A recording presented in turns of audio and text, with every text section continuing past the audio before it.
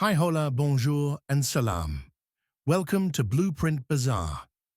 In this episode of the Plastic Shredder Machine Full Assembly Walkthrough, Part 6, we're taking an essential step toward bringing motion into our design.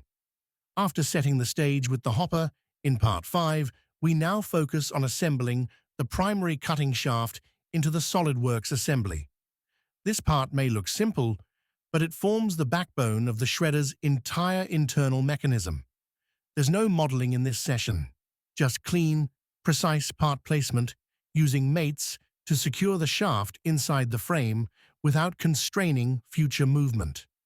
We start by importing the pre-modeled shaft and carefully positioning it between the side plates.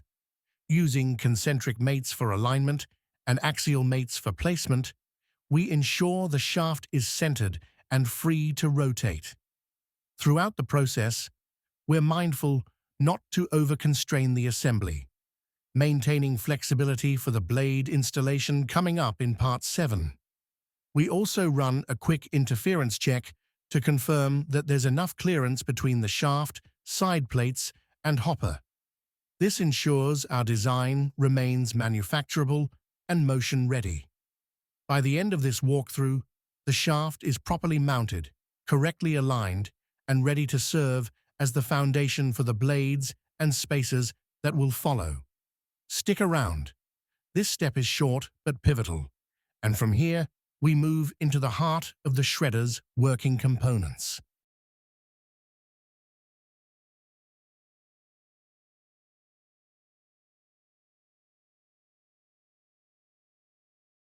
Please keep supporting us as we dive deeper into mechanical design and development.